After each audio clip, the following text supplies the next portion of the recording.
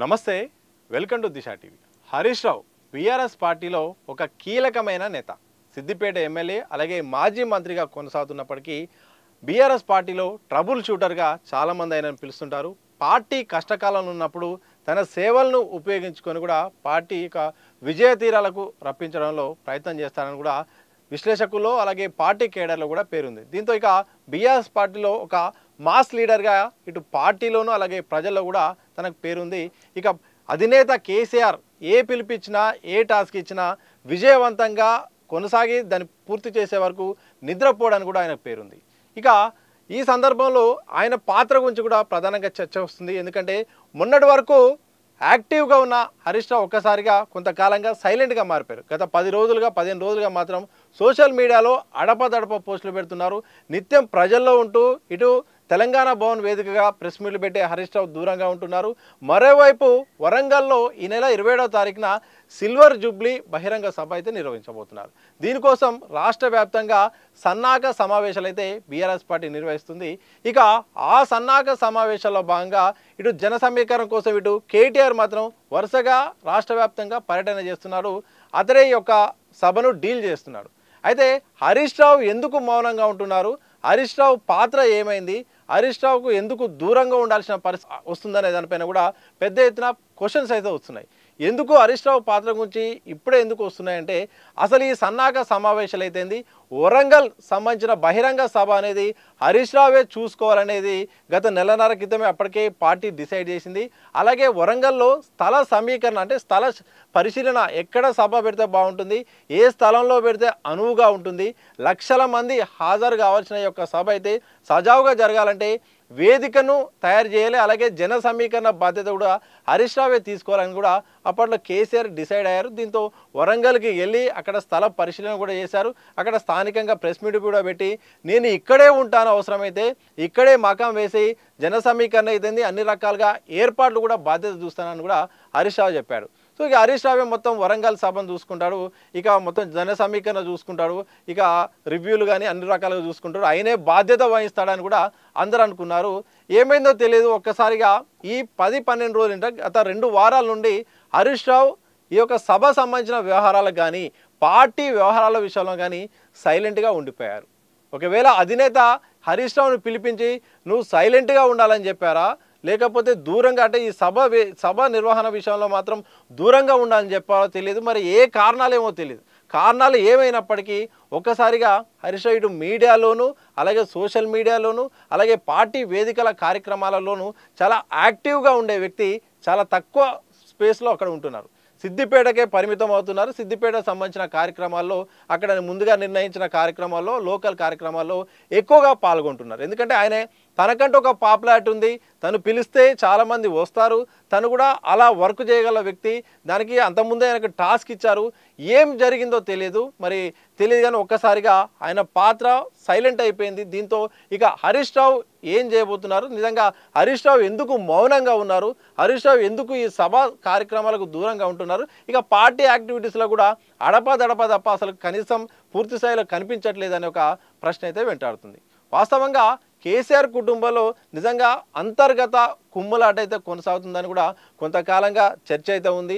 ఎందుకంటే ఉద్యమ కాలం వరకు అయితే ఈ సంబంధించిన వ్యవహారం ఎప్పుడు రాలేదు. ఎందుకంటే ఉద్యమ కాలంలో కేసీఆర్ ఉండేది, ఆ తర్వాత నెంబర్ 2గా హరీష్ రావు ఉంటూ పూర్తి స్థాయిలో అంత మామకు అల్లుడు అన్ని రకాలుగా కూడా అన్ని రకాల కార్యాచరణ సిద్ధం చేసేవాడు, అన్ని రకాల వ్యవహారాల్లో కూడా ఫీల్డ్ స్థాయిలో ఉండి కూడా ఏ టాస్క్ ఇచ్చినా చూసుకునేవాడు. కానీ ఎప్పుడైతే ఉద్యమం ఒక పీక్ స్టేజ్లో ఉన్నప్పుడు కేటీఆర్ పార్టీలో చేరారు, అప్పటి నుండి కూడా ఇక పార్టీలో ఇటు కవిత కూడా యాక్టివ్గా ఉండడం, ఒకేసారి ముగ్గురు ఫీల్డ్ లెవెల్లో ఉండడంతో ఇక పార్టీలో అంతర్గత కుమ్ములాటలు మొదలయ్యాయి. కోల్డ్ వార్ అయితే కొనసాగుతుంది.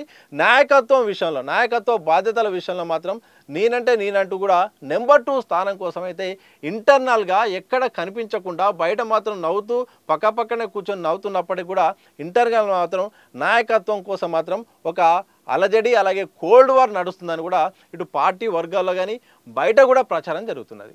ఎందుకంటే పార్టీ అధినేత కొడుకుకు ప్రాధాన్యం ఇవ్వాల్సిన పరిస్థితి వస్తుంది.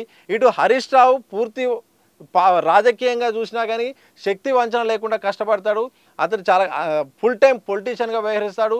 ఫీల్డ్ లెవెల్లో కూడా ఇస్తాడు. ఏ టాస్క్ ఇచ్చినా కానీ సక్సెస్ఫుల్గా చేసేవారు కూడా తన ప్రయత్నం ఉంటుంది. కానీ కొడుకుగా కేటీఆర్కు ప్రాధాన్యత ఇవ్వాల్సిన సందర్భమో, కూతురికి కూడా అదే ప్రాధాన్యత ఇవ్వాల్సిన సందర్భమో ఏమో కానీ హరీష్ రావుకు సందర్భాన్ని బట్టి కూడా తన పాత్రను తగ్గిస్తూ వస్తున్నారు.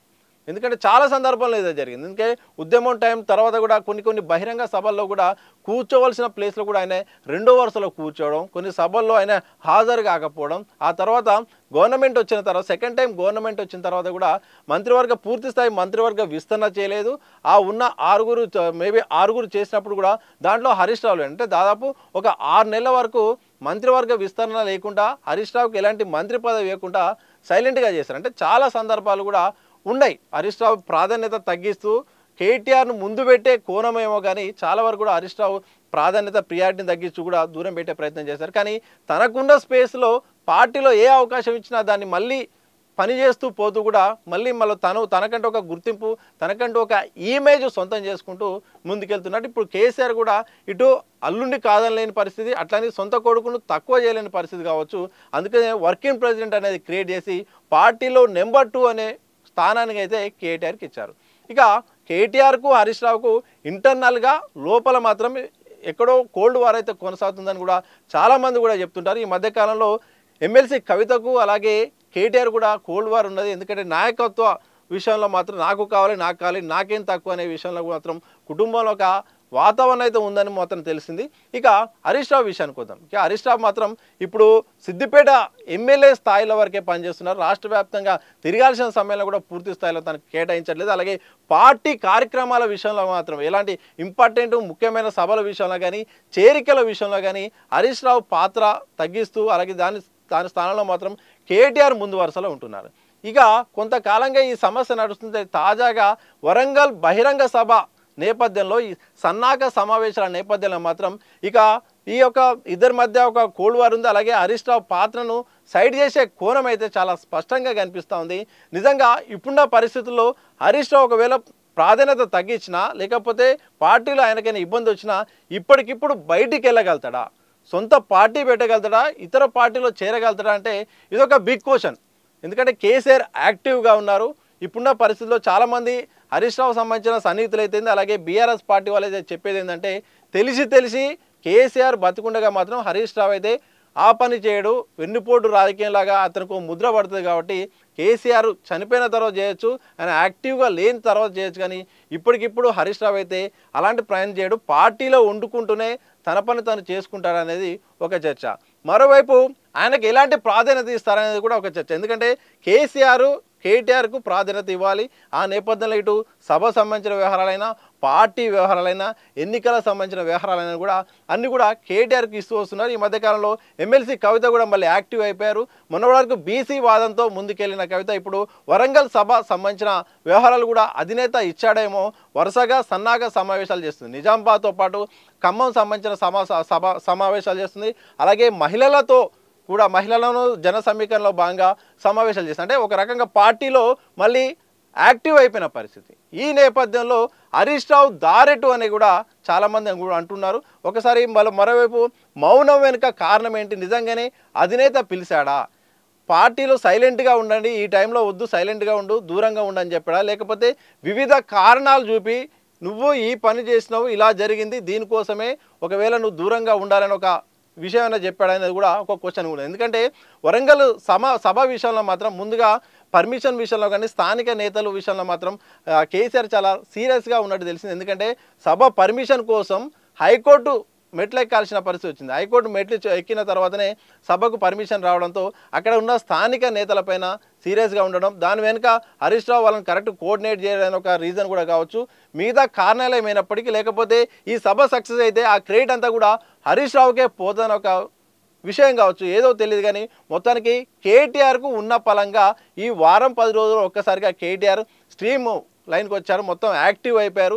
ఈ యొక్క సన్నాహక సమావేశాలు చూసుకుంటున్నారు, మీడియాకు ఇంటర్వ్యూలు ఇస్తున్నారు, ఇటు ప్రెస్ మీట్లు నిర్వహిస్తున్నారు, పార్టీ వేదికలపై కూడా ఇప్పుడు పార్టీ కార్యక్రమాల్లో భాగంగా అక్కడ రివ్యూలు నిర్వహిస్తున్నారు, చేరికలు కూడా ఆయన చేస్తారు. అంటే నేనే అంతా నడిపిస్తున్నాను, మా నాన్న చెప్పినట్టు అధినేత చెప్పినట్టు నేనే నడిపిస్తున్నాను ఒక విషయాన్ని ముందు అందరికీ కనిపించేలా కూడా కేటీఆర్ ప్రయత్నం చేసే కోణంలో హరీష్ రావును సైడ్ చేసే ఒక కుట్ర జరుగుతుందని తెలుస్తుంది. కానీ ఇప్పుడున్న పరిస్థితుల్లో హరీష్ రావు ఏం గెలుతాడు, మౌనంగా ఉంటాడా లేకపోతే తను ఏమన్నా నిర్ణయం తీసుకోబోతున్నా అనేది మాత్రం ఒక ప్రశ్నగా ఉంది. మరి చూడాలి, రాజకీయాల్లో ఎప్పుడు ఏదైనా జరగవచ్చు.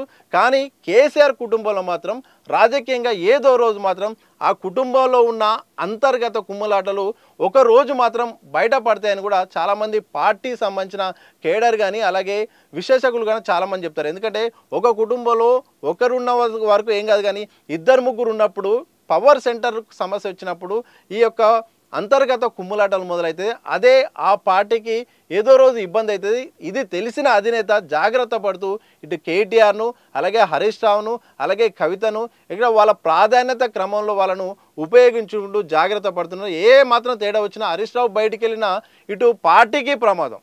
ఇప్పుడు పార్టీకి ఇప్పుడిప్పుడే ప్రతిపక్షంలో ఉంది. ఇప్పుడున్న పరిస్థితుల్లో హరీష్ రావుపై ఏ నిర్ణయం కూడా తీసుకోలేని పరిస్థితి. ఆయన వెళ్ళినా కానీ మళ్ళీ ఆయన మీద ముద్ర పడుతున్న అదో బాధ.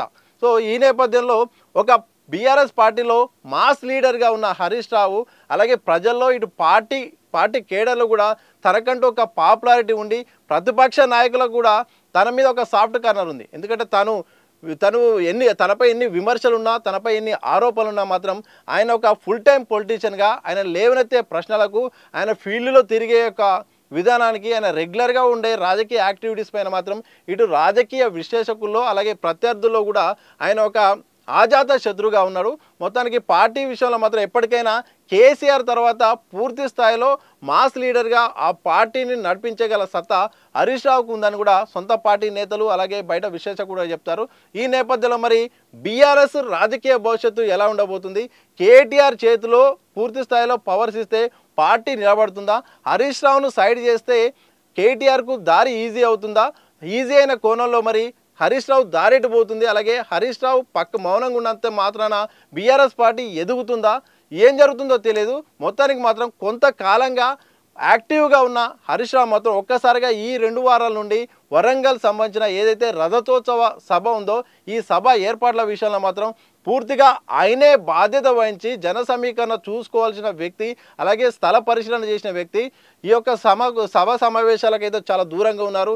ఏర్పాట్ల విషయంలో కూడా సైలెంట్ అయిపోయారు. ఫీల్డ్ విజిట్ కూడా దూరం అవుతున్నారు. ఇదే నేపథ్యంలో ఇటు మీడియా సమావేశాలకు, పార్టీ వేదికలకు అలాగే సోషల్ మీడియాలో కూడా అడపా దడపా పోస్టులు పెడుతూ ఒక్కసారిగా మౌనంగా వహించారు. మొత్తానికి ట్రబుల్ షూటర్ మాత్రం మౌనంగా ఉన్నారు. ఈ మౌనము ఎటు దారి తీస్తుందో మాత్రం భవిష్యత్తులో మాత్రం తెలిసే అవకాశం ఉంది.